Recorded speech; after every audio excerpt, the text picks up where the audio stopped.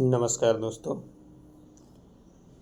जैसा कि आप लोग को पता है कि हम सोमवार से शुक्रवार तक प्रतिदिन 50-50 प्रश्नों का रिवीजन करते हैं। इस रिवीजन की श्रृंखला में आज हम माइक्रो ऑर्गेनिज्म चैप्टर के जो प्रश्नों को देखने जा रहे हैं दोस्तों।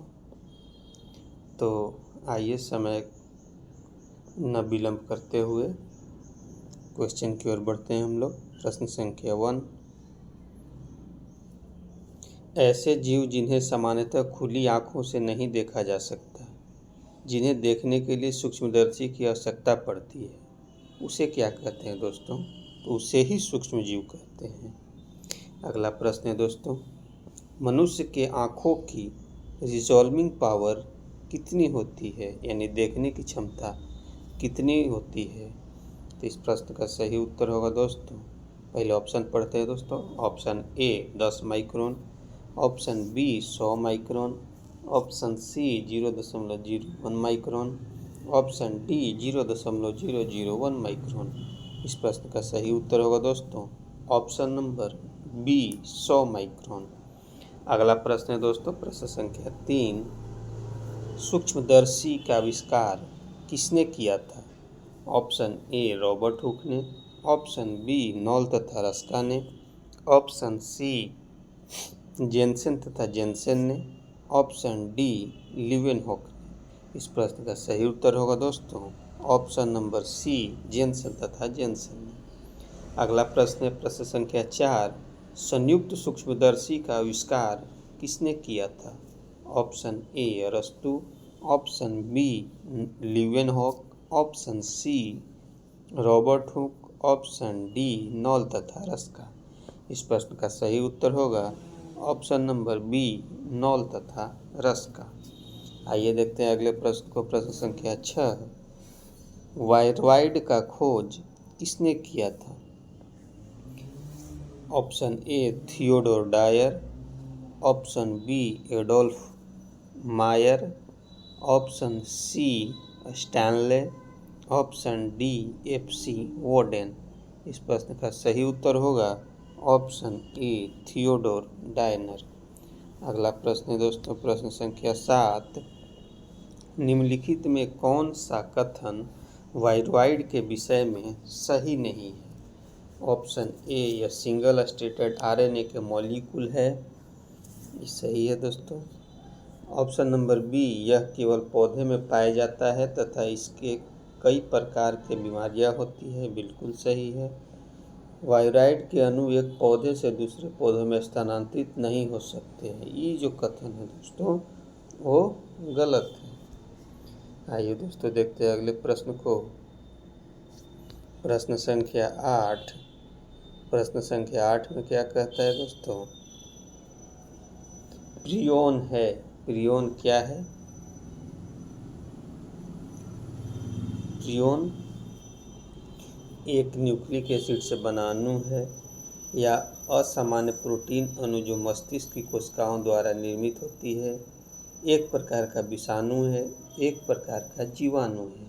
इस प्रश्न का सही उत्तर होगा ऑप्शन नंबर बी असामान्य प्रोटीन अणु है, जो मस्तिष्क की कोशिकाओं के द्वारा निर्मित होता है। आइए देखते हैं अगले प्रश्न को। प्रश्न संख्या 9। बकरी तथा भेड़ में तंत्रिका तंत्र को प्रभावित करने वाला रोग स्कारपी किसके कारण होता है? ए वायरस के कारण, बी बैक्टीरिया के कारण, सी प्रोटोजोआ के कारण, डी प्रियोन के कारण। इस प्रश्न का सही उत्तर होगा ऑप्शन नंबर डी प्रियोन के कारण। आइए देखते हैं अगले प्रश्न को। प्रश्न संख्या 10।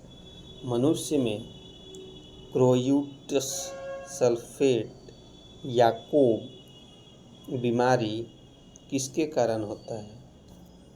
ऑप्शन ए विषाणु के कारण, ऑप्शन बी प्रियोन के कारण, ऑप्शन सी जीवाणु के कारण, ऑप्शन डी प्रोटोजोआ के कारण। इस प्रश्न का सही उत्तर होगा ऑप्शन बी प्रियोन के कारण। आइए देखते हैं अगले प्रश्न को। प्रश्न संख्या 11। निम्नलिखित कथनों पर विचार कीजिए।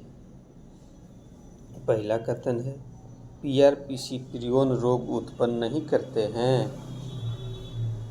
बिल्कुल सही है। पीआरपीएससी प्रियोन रोग उत्पन्न करने के योग्य हो जाते हैं। बिल्कुल सही है। इस प्रश्न का सही उत्तर होगा ऑप्शन नंबर सी, 1 तथा 2 दोनों। आइए देखते हैं अगले प्रश्न को। प्रश्न संख्या 12, असामान्य प्रोटीन अणु प्रियोन कितने अमीनो अम्ल के बने होते हैं? Option A 20, option B 200, option C 250, option D 254।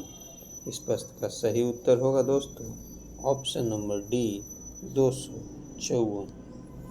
आइए देखते हैं अगले प्रश्न को। प्रश्न संख्या 13 में कहता है गाय बैल में होने वाला मेड काउ बीमारी या बीएसी का कारण क्या है? इसका ऑप्शन पढ़ते हैं दोस्तों हम लोग। ऑप्शन ए है प्रियोन, ऑप्शन बी है जीवाणु, option C protozoa, option D विषाणु। इस प्रश्न का सही उत्तर होगा ऑप्शन नंबर ए प्रियोन। आइए देखते हैं अगले प्रश्न को। प्रश्न संख्या 14, सूक्ष्म जीवों की खोज सर्वप्रथम किसने की? ऑप्शन ए लीeuwenhoek ने, ऑप्शन बी फ्लेमिंग ने, ऑप्शन सी लुई पाश्चर ने या ऑप्शन डी जेनर ने। इस प्रश्न का सही उत्तर होगा ऑप्शन नंबर ए लीeuwenhoek ने। आइए देखते हैं अगले प्रश्न को दोस्तों। प्रश्न संख्या 15, माइक्रोबायोलॉजी के जनक किसे कहा जाता है? ए लुई पाश्चर को, बी लीeuwenhoek को, सी एडवर्ड जेनर को, डी रॉबर्ट हुक को। इस प्रश्न का सही उत्तर होगा दोस्तों ऑप्शन नंबर बी लीeuwenhoek को। अगला प्रश्न है प्रश्न संख्या 16, निम्नलिखित कथनों पर विचार कीजिए। पहला कथन है सूक्ष्म जीवों की श्रेणी में सभी एककोशिकीय सजीव को रखा गया है। कथन पर विचार करते जाना है दोस्तों, कौन सा सही है? तो बिल्कुल सही है। कथन 2 कह रहा है कुछ बहुकोशिकीय सजीव जैसे कवक एवं कुछ शैवाल भी सूक्ष्म जीव के श्रेणी में आते हैं। बिल्कुल सही है। अगला है सूक्ष्म जीव सर्वव्यापी होते हैं, सभी प्रकार के जलवायु और पारिस्थितियों में पाए जाते हैं। बिल्कुल सही है। तो इस प्रश्न का सही उत्तर होगा दोस्तों ऑप्शन नंबर डी। आइए देखते हैं अगले प्रश्न को। प्रश्न संख्या 17, निम्नलिखित में से कौन सा कथन सही नहीं है? ऑप्शन ए सभी वायरस परजीवी होते हैं, ऑप्शन बी वायरस भोज्य पदार्थों के लिए परपोषी पर निर्भर होते हैं, ऑप्शन सी वायरस प्रोटीन और न्यूक्लिक एसिड से मिलकर बने होते हैं, ऑप्शन डी वायरस में श्वसन की क्रिया होती है। इस प्रश्न का सही उत्तर होगा ऑप्शन नंबर डी वायरस में श्वसन की क्रिया होती है। आइए देखते हैं अगले प्रश्न को। प्रश्न संख्या 18, होस्ट कोशिका के बाहर वायरस जब कण के रूप में रहता है तब उसे क्या कहते हैं? तो इस प्रश्न का सही उत्तर होगा विरियन, प्रियोन, रेयोन या मोजेक। तो इस प्रश्न का सही उत्तर है दोस्तों ऑप्शन नंबर ए विरियन। आइए देखते हैं अगले प्रश्न को। प्रश्न संख्या 19, प्रश्न संख्या 19 में दोस्तों क्या कहता है आइए देखते हैं। पौधों में विषाणु द्वारा उत्पन्न बीमारी का अध्ययन सर्वप्रथम किस पौधे में किया गया था? ऑप्शन ए धान में, ऑप्शन बी तंबाकू में, ऑप्शन सी आलू में, ऑप्शन डी नीम में। इस प्रश्न का सही उत्तर होगा ऑप्शन नंबर बी तंबाकू में। आइए देखते हैं अगले प्रश्न को। प्रश्न संख्या 20, तंबाकू में मोज़ेक बीमारी वायरस द्वारा होता है, इसका पता सर्वप्रथम किसने लगाया था? ऑप्शन ए एडोल्फ मायर ने, ऑप्शन बी आइवेनोस्की ने, ऑप्शन सी स्टेनले ने, ऑप्शन डी वेजर इंक ने। इस प्रश्न का सही उत्तर होगा ऑप्शन नंबर बी, आइवेनोव्स्की ने। अगला प्रश्न दोस्तों, प्रश्न संख्या 21। सर्वप्रथम रोगी पौधे से वायरस को रवेदार रूप में प्राप्त करने वाला वैज्ञानिक कौन था? Option A Mayer, option B Ivanovsky, option C Stanley, option D Beijerinck. इस प्रश्न का सही उत्तर होगा ऑप्शन नंबर सी स्टैनली। आइए देखते हैं अगले प्रश्न को। प्रश्न संख्या 22। वायरस क्या है? एक प्रोकैरियोटिक जीव है या एक यूकैरियोटिक जीव है, या न तो प्रोकैरियोटिक है न ही यूकैरियोटिक है, या इनमें से सभी? इस प्रश्न का सही उत्तर होगा दोस्तों ऑप्शन नंबर सी, न तो प्रोकैरियोटिक है न ही यूकैरियोटिक है। अगला प्रश्न है दोस्तों, प्रश्न संख्या 23। निम्नलिखित कथनों पर विचार कीजिए। वायरस में श्वसन नहीं होता है, बताइएगा। बिल्कुल नहीं होता है। वायरस केवल जीवित कोशिकाओं में ही जनन करते हैं, बिल्कुल सही है। इस प्रश्न का उत्तर हो जाएगा दोस्तों ऑप्शन नंबर सी। आइए देखते हैं अगला प्रश्न, प्रश्न संख्या 24। टोबैको मोजैक वायरस में न्यूक्लिक एसिड होता है, कौन सा होता है? ए आरएनए होता है, बी डीएनए होता है, सी आरएनए तथा डीएनए दोनों होता है, डी इनमें से कोई नहीं। इस प्रश्न का सही उत्तर होगा ऑप्शन नंबर ए आरएनए। अगला प्रश्न है दोस्तों, प्रश्न संख्या 25।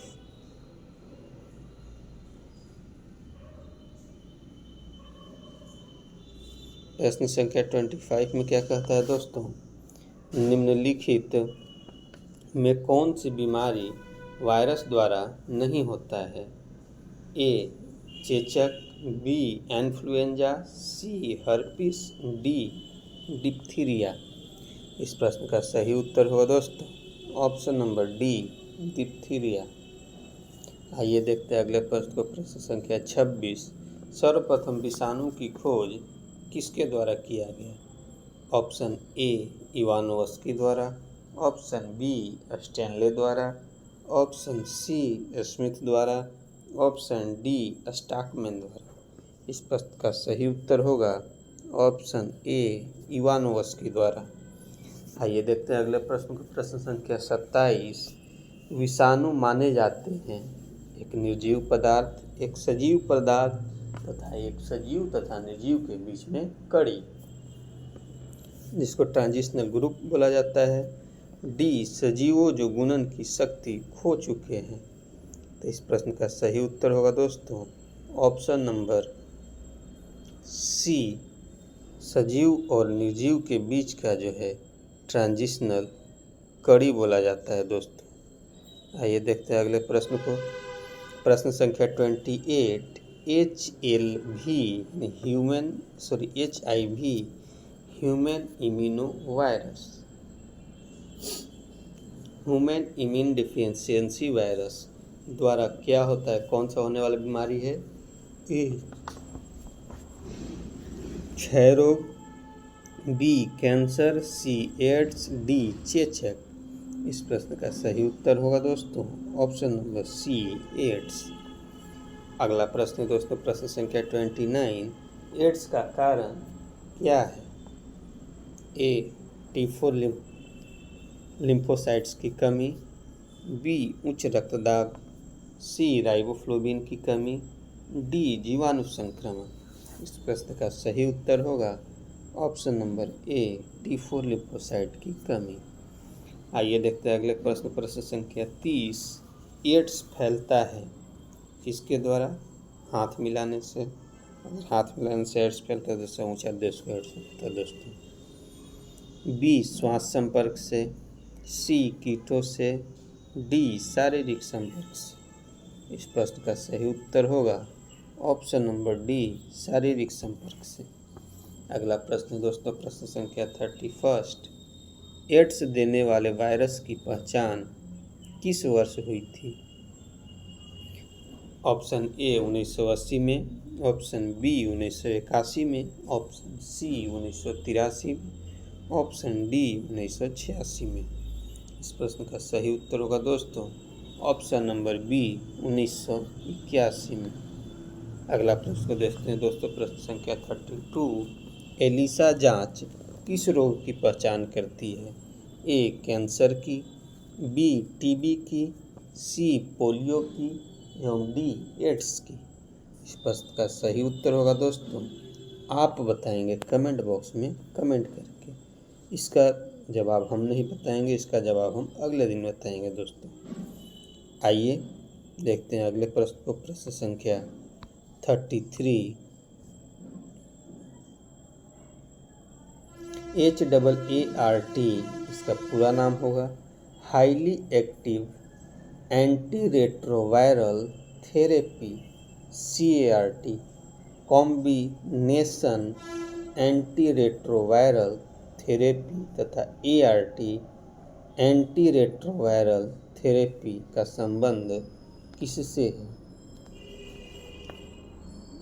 ऑप्शन ए एड्स से, ऑप्शन बी कैंसर से, ऑप्शन सी टीबी से, ऑप्शन डी पीलिया से। इस प्रश्न का सही उत्तर होगा दोस्तों ऑप्शन नंबर ए एड्स। अगला प्रश्न है प्रश्न संख्या 34। राष्ट्रीय एड्स नियंत्रण संगठन यानी नेशनल एड्स कंट्रोल ऑर्गेनाइजेशन नाको की स्थापना कब हुई थी? ऑप्शन ए 1990 में, ऑप्शन बी 1992 में, ऑप्शन सी 1993 में, ऑप्शन डी 1994 में। इस प्रश्न का सही उत्तर होगा ऑप्शन नंबर बी 1992 में। आइए देखते हैं अगले प्रश्न को, प्रश्न संख्या 35। भारत सरकार द्वारा राष्ट्रीय एड्स नियंत्रण कार्यक्रम की शुरुआत किस वर्ष की गई? ऑप्शन ए 1990 में, ऑप्शन बी 1992 में, ऑप्शन सी 1998 में, ऑप्शन डी 2002 में। इस प्रश्न का सही उत्तर होगा ऑप्शन नंबर बी 1992 में। आइए देखते हैं अगले प्रश्न को, प्रश्न संख्या 36। निम्नलिखित में कौन वायरस से फैलने वाली बीमारी है जिसकी वाहक मादा एडिज एजिप्टी मच्छर है? ए डेंगू, बी पीत ज्वर, सी चिकनगुनिया, डी इनमें से सभी। इस प्रश्न का सही उत्तर होगा ऑप्शन नंबर डी इनमें से सभी। आइए देखते हैं अगले प्रश्न को दोस्तों, प्रश्न संख्या 37। जापानी इंसेफ्लाइटिस एक बीमारी है। जापानी इंसेफ्लाइटिस दोस्तों एक बीमारी है। किससे होता है? विषाणु जनित है या जीवाणु जनित है या प्रोटोजोआ जनित है या इनमें से कोई नहीं। इस प्रश्न का सही उत्तर होगा ऑप्शन नंबर ए विषाणु जनित। आइए देखते हैं अगले प्रश्न को, प्रश्न संख्या 38। जापानी इंसेफ्लाइटिस रोग के संबंध में निम्नलिखित में से कौन सा कथन सही है? ऑप्शन ए यह एक विषाणु जनित रोग है, ऑप्शन बी यह रोग क्यूलेक्स प्रजाति के मच्छरों के द्वारा होता है, ऑप्शन सी यह रोग सूअरों के माध्यम से फैलता है। इस प्रश्न का सही उत्तर होगा ऑप्शन नंबर डी इनमें से सभी। आइए देखते हैं अगले प्रश्न को, प्रश्न संख्या 39। निम्नलिखित में किस में जो है कोई एंजाइम नहीं होता है? ऑप्शन ए शैवाल में, ऑप्शन बी विषाणु में, ऑप्शन सी लाइकेन में, ऑप्शन डी जीवाणु में। इस प्रश्न का सही उत्तर होगा ऑप्शन नंबर बी विषाणु में। दोस्तों देखते हैं अगले प्रश्न को, प्रश्न संख्या 40। प्रश्न संख्या 40 में क्या कह रहा है दोस्तों? विषाणु वृद्धि कर सकता है कहाँ? केवल जीवित कोशिका में, मृत कोशिका में, पानी में, चीनी के विलयन में। इस प्रश्न का सही उत्तर होगा ऑप्शन ए केवल जीवित कोशिका में। अगला प्रश्न है प्रश्न संख्या 41। विषाणु निर्जीव माने जाते हैं काहे?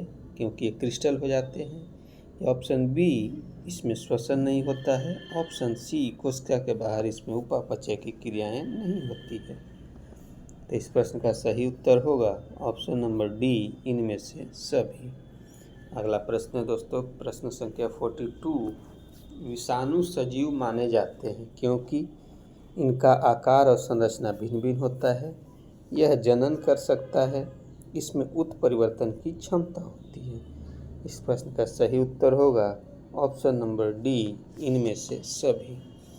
अगला प्रश्न है दोस्तों, प्रश्न संख्या 43। TMV शब्द संबंधित है, इसका पूरा नाम होता है दोस्तों टोबैको मोजाइक वायरस। जब हम फुल फॉर्म बता दिए तो इसका प्रश्न का उत्तर आप कमेंट बॉक्स में जरूर बताइएगा। अगला प्रश्न है दोस्तों, प्रश्न संख्या 44। सार्स क्या है? एक संगठन है या एक युद्ध पोत है या एक संचार है प्रणाली है या एक विषाणु जनित रोग है? तो इस प्रश्न का सही उत्तर होगा ऑप्शन नंबर डी, विषाणु जनित रोग। अगला देखते हैं दोस्तों, प्रश्न संख्या 45। आलू में मोजैक रोग का कारण क्या है?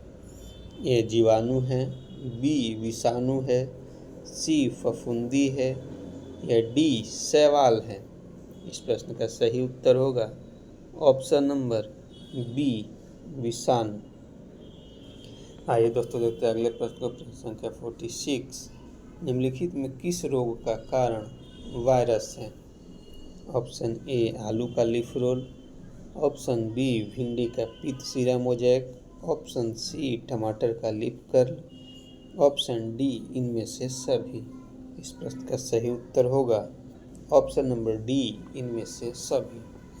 आइए देखते हैं अगले प्रश्न को, प्रश्न संख्या 47। विषाणु क्या होता है? प्रोटीन और लिपिड होता है, गलत। न्यूक्लिक एसिड और प्रोटीन होता है, बिल्कुल सही है दोस्तों। आइए देखते हैं अगले प्रश्न को, प्रश्न संख्या 48। वायरस की संरचना में प्रोटीन का खोल जो न्यूक्लिक एसिड के चारों ओर रहता है उसको क्या कहते हैं? ऑप्शन ए कैप्सिड कहते हैं, ऑप्शन बी कैप्सोमियर्स कहते हैं, ऑप्शन सी मोजैक कहते हैं, ये ऑप्शन डी कोर कहते हैं। इस प्रश्न का सही उत्तर होगा ऑप्शन ए कैप्सिड कहते हैं। अगला प्रश्न है दोस्तों, प्रश्न संख्या 49। जंतुओं में होने वाले फुट एंड माउथ रोग किसके कारण उत्पन्न होता है? ए जीवाणु के कारण, बी कवक के कारण, सी प्रोटोजोआ के कारण, डी विषाणु के कारण। इस प्रश्न का सही उत्तर होगा दोस्तों ऑप्शन नंबर डी, विषाणु के कारण। आइए देखते हैं अगले प्रश्न को, प्रश्न संख्या 50। मुर्गियों को होने वाला एक भयंकर संक्रामक रोग रानीखेत का कारण कौन से सूक्ष्म जीव है? ऑप्शन ए विषाणु, ऑप्शन बी जीवाणु, option C protozoa, option D कवक। इस प्रश्न का सही उत्तर होगा ऑप्शन ए विषाणु। अगला प्रश्न है दोस्तों, प्रश्न संख्या 51। मुर्गियों को होने वाला हैजा का कारण क्या है? ऑप्शन ए जीवाणु है, ऑप्शन बी विषाणु है, ऑप्शन सी प्रोटोजोआ है, ऑप्शन डी कवक है। इस प्रश्न का सही उत्तर होगा दोस्तों ऑप्शन बी विषाणु है। इस तरह से दोस्तों आज का सेशन जो है समाप्त होता है। अगर जो हमारी ये वीडियो पढ़ाने का तरीका अगर सही लगे या अच्छा लगे, आपके लिए फ़ायदेमंद हो तो दोस्तों लाइक, सब्सक्राइब और शेयर ज़रूर कीजिएगा। आपके एक लाइक, सब्सक्राइब और शेयर से जो है हमें मोटिवेशन मिलता है दोस्तों। अगर इस वीडियो में कुछ कमी भी है तो दोस्तों आप कमेंट बॉक्स में कमेंट करके ज़रूर बताइएगा, जिससे मैं अपने अंदर की कमियों को सुधार सकूं और आप लोगों के लिए बेहतर प्रयास कर सकूं। जय हिंद।